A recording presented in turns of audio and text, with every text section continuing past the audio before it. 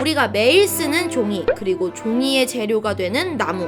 그런데 종이가 건강한 숲을 해친다는 오해를 받고 있다는데, 우리는 종이를 만드는 나무가 어디서 오는지 알아보러 울산에 있는 한 제지 공장으로 출동했다.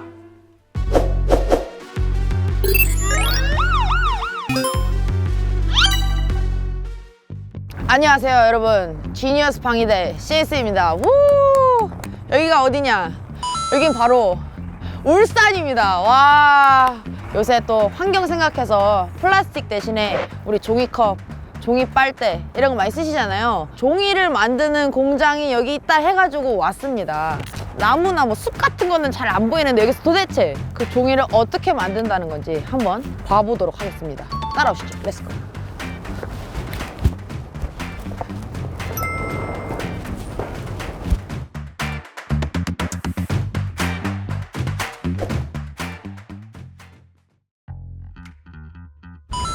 넉넉 계시나요? 아유, 안녕하세요. 안녕하세요. 네, 안녕하세요. 네. 혹시 오늘의 용사님 되시는지? 네, 맞습니다. 아, 제가 잘 찾아왔군요. 네. 보통 이제 종이 하면은 숲, 나무가 이렇게 있어야 될 것 같은데 완전 그냥 생 바다네요. 네. 종이라고 하면 그냥 숲만 생각하기 쉬운데요. 네. 오늘 제가 들려드릴 얘기는 종이 어떻게 만들어지는지 네. 좀 재밌고 네. 신비한 얘기를 좀 알려드리도록 하겠습니다. 혹시 뭐 이게 뭐 그때 뚝딱 뭐 이런 식으로 만드는 그런 건 아니겠죠? 좀 더 복잡합니다. 아, 좀 더 복잡하죠? 네. 그럼 어디로 가면 되나요?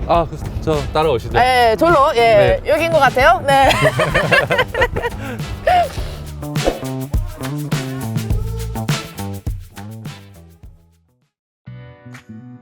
피라미드 막 무슨 막 사막처럼 막 이렇게 했는데 여기는 뭐 하는 곳이죠, 여기가? 그래서 종이의 원료가 되는 네. 목재 칩입니다.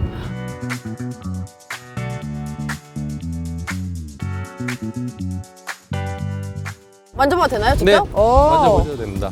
그러니까 이게 목재 칩이고 이걸로 이제 종이가 되는 그런 네. 거라는 거죠. 그럼 이거는 그럼 어디서 이렇게 생긴 거예요, 이거는? 종이용으로 키운 조림지에서 나무를 키워가지고 저희가 가지고 온 것입니다.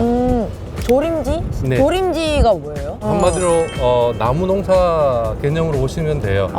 종이 원료를 심어서 가꾸고 수확한 다음에 다시 그 자리에 나무를 심는. 인간이 계획적으로 산림 경영 활동을 할 수 있게끔 만들어 놓은 곳, 그게 바로 이제 조림지라 그러거든요. 그래서 우리가 목재를 통해 갖고 어떤 수익을 얻고자 할 때는 천연님이 아니고 바로 그런 어떤 조림지를 통해서 수확된 목재를 가지고서 수익 활동을 해야지만 어떤 제품들을 생산 판매할 수 있고 소비자. 안녕하세요. 전 쥐니입니다. 대부분의 제지업체는 농사를 짓듯 별도로 키운 나무를 종이 원료로 사용하고 있거든요. 제지업체들은 국내외에 있는 조림지에서 원료를 공급받아요. 직접 조림지를 만들기도 했고요. 국내에만 여의도 전체 면적의 31배에 달하는 조림지를 조성했죠. 특히 국내 제지업체들은 국제산림관리협의회 인증을 받은 친환경 조림지에서만 원료를 공급받고요. 그러니까 종이를 만들 때 천연산림을 훼손하지 않는다는 거 다들 기억해주세요. 종이를 위해서 나무를 재배하는 그런 네. 시스템인 거죠? 네, 정해진 조림지에서만 나무를 심고 가져와서 저희가 쓰기 때문에 자연도 보호하고 그다음에 그 탄소를 저장하는 능력도 키워가지고 탄소 중립에도 기여할 수 있고요. 조림지는 어떻게 보면 종이도 만들고 나무도 어떻게든 이제 종이를 만들려면 심어야 되니까 나무도 심고 약간 네네. 일석이조의 느낌이 그래서 눈물을 흘리셔요. 예, 너무 예, 지금 바닷바람이 좀 환경 네. 보호에 지금 감격하셔서 그 조림지가 우리 국내에도 좀 있는 건가요, 그러면은? 네, 국내에도 있고요, 해외에도 있습니다. 근데 이제 해외에서 기온이 높은 지역에서 나무가 더 빨리 자라기 때문에 많은 부분을 해외에서 가지고 오는데요. 호주라던가 동남아시아, 북남미. 한국에도 있는 거예요, 조림지가 그러면은? 네, 물론 한국에도 있습니다. 저희 회사 소유는 강원도 인제에 있고요. 저희 회사뿐만 아니라 다른 제지 회사들이 전국 지역에 이제 일정 구역에 조림지를 가지고 있습니다. 새로운 나무를 재를 했을 때에는 노령수보다 훨씬 큰 탄소 고정 능력이 있어요.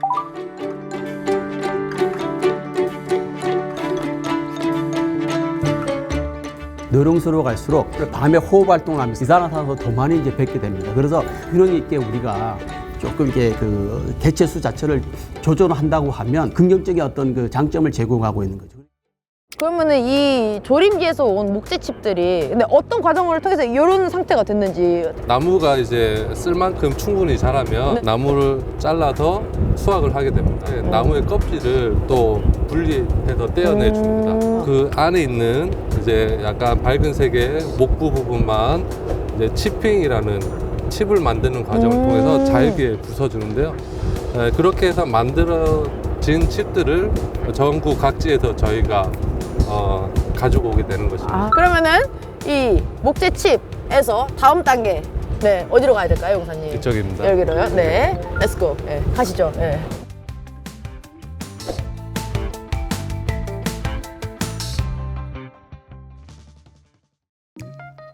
목재칩 다음에 네. 공정은 펄프 공정인데요. 펄프가 도대체 정확히 뭔가요?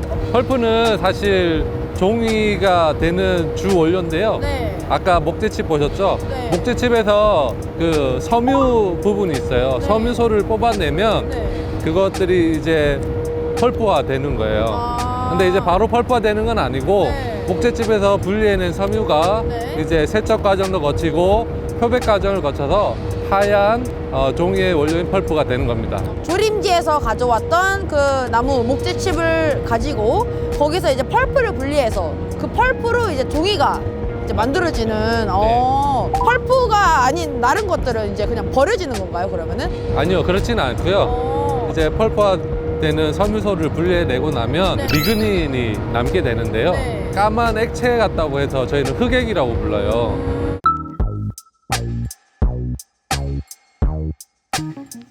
이게 나무가 생각보다 되게 친환경적이네요. 버릴 것도 하나도 없고. 맞아요. 이게 하나하나 다 쓰임새가 있는 네. 되게 그러면 그 분리한 펄프를 어떻게 해서 종이가 되는 건지. 저 뒤에 보시면 이송관이라고 해서 관이 있는데요. 그쪽으로 살아있는 상태 그대로 저희는 생펄프라고 부르는데 생펄프. 예.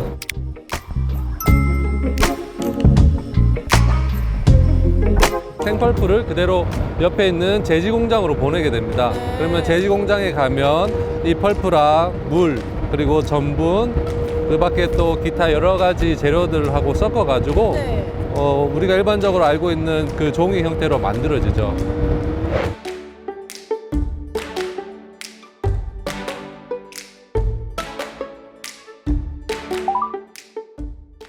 근데 진짜 더워요. 진짜 제가 지금 반팔을 아까는 여러분 여름이 아니에요. 지금 겨울인데 바깥은 너무 추운데 여기가 진짜 이렇게 덥네요. 이렇게 더운 이유가 있어요, 여기가? 이 종이를 만들 때 증발시켜서 건조를 시켜야 되는데요. 그러기 위해서는 다량의 스팀을 사용하게 됩니다. 그래서 이 안에는 따뜻하게 데워지고요. 종이를 만들 때 아주 미세한 이물질이라도 들어가면 안 되잖아요. 그래서 외부로부터 공기가 들어오는 것을 막아야 되거든요. 그래서 스팀을 많이 쓰는데 외벽이 막혀 있으니까 찜질방처럼 더울 수밖에 없어요. 겨울에는 되게 좋아요. 따끈따끈하니까요. 여기서 종이를 생산하시는 분들은 여름에는 정말 땀 뻘뻘 흘리면서 힘들게 일하시고 계세요. 거대한 두루마리 휴지 재질 같은데 이렇게 만들어진 종이는 저희 그 학습지라던가 뭐 잡지라던가 노트 그런 여러 가지 형태로 쓰이게 되죠. 보시면 반짝반짝하는 거 있잖아요. 그런 종이를 만드는데 쓰일 수 있고요. 사람으로 치면 화장을 한다. 화장을 한다. 어떻게 보면 얘네가 이제 이쁘게 메이크업을 해가지고 이제 윤이 나는 그런 재질로 이제 바뀌는 거군요. 실제로 눈으로 보니까 이 종이 만드는 과정이 쉽지 않구나. 그렇게 만들어진 놀이 여기 재단기를 통해서 고객들이 원하는 크기로 또 잘라져요. 롤로 그대로 구입하시는 고객들도 있고 뒤에 보시는 것처럼 일정한 크기의 판지로 구매하시는 고객들이 있는데 그런 분들을 위해서 저희가 크기를 맞춰서 잘라주고 있어요. 우리나라가 들어보니까 폐지 재활용도 꽤 괜찮게 하고 있다고. 한국이 전 세계에서 재활용률이 굉장히 높은 나라로 알고 있거든요. 사실 이 종이라는 게 재활용 측면에서도 또 그 친환경성이 돋보이는데 우리나라에서 생산되는 전체 종이의 80% 이상은 폐지를 재활용해 만든다고 해요. 나머지 20% 정도만 조림지에서 오는 나무로 만드는 거죠. 신문지 같은 종이는 100% 폐지로 만들어지고요. 종이 재활용률을 높이려면 일단 물질이 묻지 않고 젖지 않은 상태로 분리 배출해야 하고요. 종이 상자를 분리 배출할 땐 송장과 테이프를 전부 제거해야 해요. 신문지는 물에 젖지 않게 하고 잘 펴서 배출. 우유팩은 전용 수거함에 분리 배출하는 게 좋지만 수거함이 없다면 깨끗이 씻고 납작하게 펼친 뒤 여러 개를 묶어 배출했을 때 재활용이 잘 된다는 거 잊지 마세요.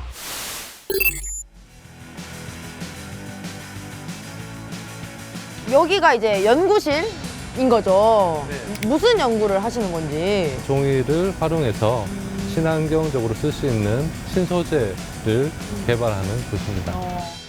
그걸 대체할 수 있는 유일한 친환경 소재가 뭐냐면 바로 종이에 원료가 된 펄프입니다. 펄프. 앨로스는 미생물의 모기원이 되기 때문에 쉽게 이제 분화가 됩니다. 근데 플라스틱 같은 경우에는 물과 친하지도 않고 토양의 어떤 미생물하고도 전혀 친하지 않기 때문에 전혀 분해가 안 돼. 그래서 그 생분해 플라스틱 같은 경우에도 부속 조건이 맞아야지만 뭐 3개월이나 6개월 내에 부속이 가능해. 그렇지 않으면 10년 이상 이게 땅속에서 그대로 이게 잔존하게 된다는 거죠. 100% 플라스틱으로 만드는 것보다 셀로스를 한 90%, 한 95% 기재로 하고 나머지 5% 정도를 플라스틱 기능하고 있는 생분해, 친환경 플라스틱을 갖고 오게 되면은 환경에 대한 어떤 오염 문제라든가 초래하는 부분을 우리가 상당히 막을 수 있지 않을까라고 생각하고 있습니다.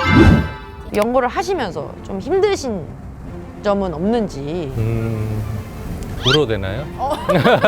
휴지 있나요? 예. 그 오해를 많이 하세요. 그 나무를 그냥 숲에서 함부로 베어다 쓰는 거 아니냐. 그래서 산림도 훼손하고 환경도 뭐 망치고 거기에 살고 있는 동식물들도 해야 하는 거 아니냐. 그렇게 오해를 좀 많이 받는데요.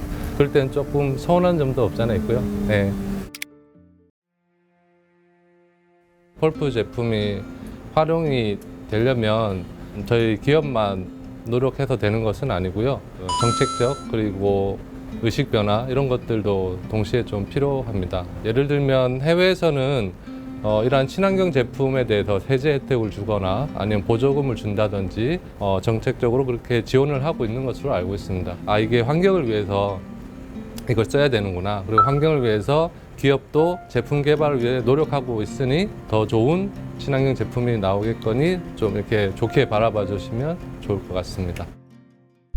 여러분들이 이걸 보시고 이해를 잘 하실 것 같아요. 왜냐면 저는 오늘 확실히 깨달았거든요. 나무에서 나오는 종이는 나쁜 것이 아니다. 종이는 좋은 소재이다. 이거를 배웠고 오늘 여러분들께 종이 그리고 펄프가 만들어지는 과정을 설명드릴 수 있게 돼서 정말 뜻깊은 시간, 영광이라 생각하고 오히려 더 친환경적인 활동을 하고 있다라고 여러분들이 이해해 주시면 감사할 것 같습니다. 네. 자, 그러면 마무리로 하나, 둘, 셋. 지니어스! 방위대! 예! 예! 우!